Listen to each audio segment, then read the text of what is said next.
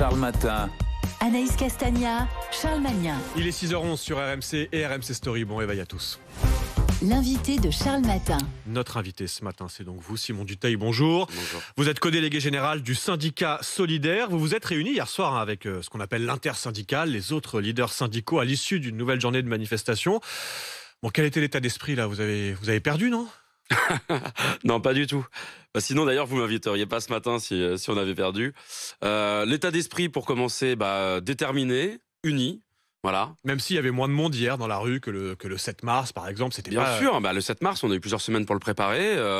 Je veux dire, et là, c'était la 8e journée de mobilisation. Vous êtes salarié, vous voyez ce que ça veut dire que de perdre un certain nombre de jours de grève. Enfin, voilà, c'est évidemment difficile et compliqué. Enfin, hier, plus d'1,5 million de personnes dans la rue. C'est des mobilisations selon les syndicats. Selon vous et selon le ministère de l'Intérieur, un peu moins de 500 000. Ouais, voilà. Après, on va pas faire la bataille des chiffres. On va pas faire les débats. Mais tout le monde est d'accord pour dire qu'il y avait moins de monde que le 7 mars. Mais plus que samedi dernier, par exemple. C'est vrai. Mais alors, hier soir, à l'issue de cette réunion, vous n'avez pas annoncé de nouvelles mobilisations. On imagine évidemment que tous les regards seront tournés aujourd'hui vers l'Assemblée. Emmanuel Macron met la pression en quelque sorte aux députés. Il a même brandi hier soir la menace d'une dissolution si sa réforme n'était pas votée. Mais vous aussi, vous comptez maintenir la pression sur les députés. Vous allez vous réunir tout à l'heure avec les autres leaders syndicaux devant l'Assemblée. Quel est le message que vous comptez faire passer aux députés là ? Le message, il est assez clair. Depuis janvier, on se mobilise, on demande au gouvernement de retirer sa réforme. Il le fait pas, il veut aller jusqu'au bout. On dit aux députés aujourd'hui de ne pas accepter cette chose, quoi. De ne pas accepter de passer ou de valider un projet de réforme, parce qu'on est encore au projet, on verra en fin de journée, qui pour nous est injuste, qui est brutal, qui n'est pas justifié et qui est ultra minoritaire. Et c'est ça aussi qui pose un gros problème aujourd'hui dans notre démocratie. Donc on va aller s'adresser quelque part aux députés tout à l'heure devant l'Assemblée nationale. Et ensuite, si ça passe sans le 49.3, c'est fini ? Non, bien sûr que non. Aujourd'hui, à l'heure où je vous parle, il y a des gens qui sont en grève et en grève reconductible. Et vous avez pu voir qu'il y a pas mal d'endroits où il y a encore des déchets dans la rue. Tous les trains circulent pas. Il y a toujours des coupures d'électricité. Et puis, il y a aussi beaucoup de choses qui se passent qui sont beaucoup moins visibles, mais il y a des actions.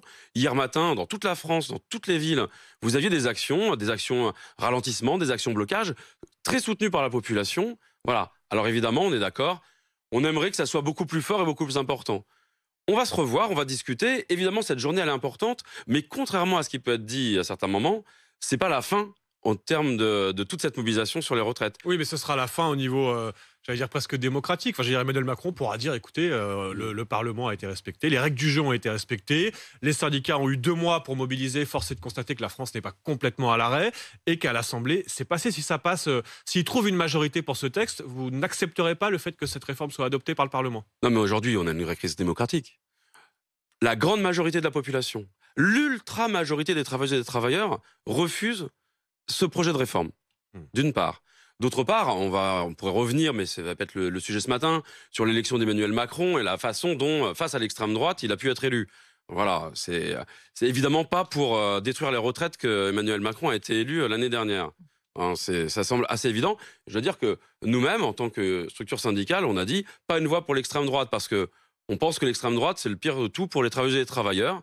Voilà, et c'est ce qu'on porte à Solidaire, mais pas seulement avec d'autres syndicats. Aujourd'hui, c'est pas parce que on aurait vu l'ensemble des articles de la Constitution, et par contre, c'est peut-être le seul bénéfice de ce projet de loi, c'est que le gouvernement nous fait apprendre la Constitution, tous les articles, les uns après les autres. Enfin, de quoi on parle ? Où est-ce qu'il y a eu un débat et où est-ce que la démocratie elle est respectée dans ce qui se passe aujourd'hui ? Simon Dutheil, vous êtes donc le leader du syndicat Solidaire. Je vous propose qu'on accueille David, qui a composé le 32-16 depuis la Vienne et qui est agriculteur. C'est ça ? Bonjour David. C'est ça. Bonjour David, agriculteur. Tiens, en tant qu'agriculteur depuis la Vienne, comment vous regardez cette journée aujourd'hui à l'Assemblée ? Est-ce que vous espérez peut-être que la réforme passe, qu'on passe à autre chose, ou au contraire, vous allez regarder ça de très près et comme Simon Dutheil, vous espérez que la mobilisation se poursuive ? Alors déjà pour moi la mobilisation n'a plus lieu d'être maintenant. On sait que ça va passer. Et donc voilà. Après moi je suis pour qu'il y ait une réforme. Certes c'est peut-être pas la meilleure, mais à un moment il faut avancer et puis proposer des choses. Donc voilà quoi, faut arrêter et puis on verra maintenant aux prochaines élections qui proposera quelque chose de mieux et on aura tout le loisir de voter pour ceux qui proposent des choses dont on a envie tout simplement. Oui voilà, David qui renvoie vers le bulletin de vote, qui dit là il y a une majorité qui a été élue, Simon Dutheil qui va probablement en tout cas faire passer ce texte aujourd'hui. Et rendez-vous aux prochaines élections si on n'est pas d'accord. Vous, Simon Dutheil, vous dites non, même si ça passe, même si c'est voté par une majorité de députés, on continuera à contester. Est-ce que c'est possible de mobiliser comme ça les Français, les salariés autour d'un texte qui a été adopté démocratiquement par le Parlement? La façon dont la mobilisation va continuer, ça c'est les travailleuses et les travailleurs, les personnes qui sont mobilisées qui doivent décider. Voilà. Hein, évidemment, il y aura des choses qui seront proposées au niveau syndical, mais on n'est pas là pour se substituer dans la façon de faire. Mais sur ce qui est dit, aujourd'hui, on va imposer à des millions de personnes de travailler plus longtemps, et dans des conditions difficiles, on va leur voler les meilleures années qui devaient arriver à la fin de leur période de travail. Et pourquoi? Non, on dit il ne faut pas attendre des années encore pour de futures élections. Je veux dire, pourquoi il y a des problèmes aujourd'hui sur le ramassage des déchets, par exemple? Parce que les éboueurs, évidemment, ils font un métier extrêmement difficile et ils ont une espérance de vie qui est très faible. Et on leur dit 2 ans de plus. Ils ne vont pas attendre des élections dans 3 ou 4 ans. Voilà, donc de la mobilisation, il peut y en avoir encore. Et ce n'est pas forcément que de la grève ou que des blocages. Il peut y avoir énormément de choses qui existeront. Oui, mais est-ce que vous êtes certain de maintenir l'unité syndicale? Parce qu'hier, à ce micro, Laurent Berger était l'invité d'Apolline de Malherbe. Il a reconnu que s'il y avait une majorité de députés en faveur de cette réforme, il faudrait en prendre acte. Ce sont ses mots. Clairement, il ne sera pas forcément sur la même ligne que vous à l'issue du vote, non?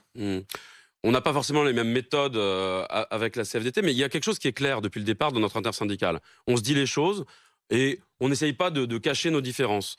Elle est unie, l'intersyndicale, et on continue de discuter. L'instant. Oui, mais quand vous dites pour l'instant, dans les actions, il y a des personnes qui sont syndiquées dans l'ensemble de nos syndicats et qui participent. Dans les grèves de la même manière, dans les manifestations de la même manière. On va continuer à se voir, on va porter un discours ensemble. Après, peut-être que sur certains aspects, à des endroits, on ne sera pas exactement sur les mêmes choses. Mais sur le gros de la mobilisation, si vous voulez, sur les étapes qu'on a passées depuis le mois de janvier, on est ensemble.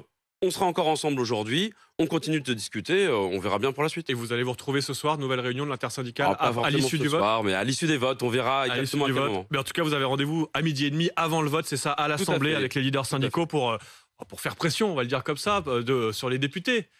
Pour faire passer vos messages. Pression, regardez la situation dans laquelle on est aujourd'hui. C'est pas pour rien que le gouvernement ne sait même pas encore, et vous savez, 49.3, vote, on ne sait pas. Et tout ça, c'est bien aussi parce qu'il y a une mobilisation massive qui existe depuis 2 mois dans ce pays. Merci Simon Dutheil d'être venu de bonne heure sur RMC. Vous exprimez, leader du syndicat Solidaire. Vous avez été en direct avec nous et vous aussi, vous prenez la parole. Vous êtes d'accord ou pas avec ce que vient de dire Simon Dutheil? Vous prenez la parole au 32-16, vous le savez. On vous attend dans Apolline Matin qui démarre dans moins de 10 minutes maintenant sur RMC et RMC Story. Et puis dans un instant, 2 hommes qui viennent de nous rejoindre dans ce studio. Emmanuel Le Chypre, bonjour. Bonjour à tous. Au menu du Chypre du jour dans un instant. Eh bien, combien a-t-on accumulé d'épargne depuis la crise sanitaire?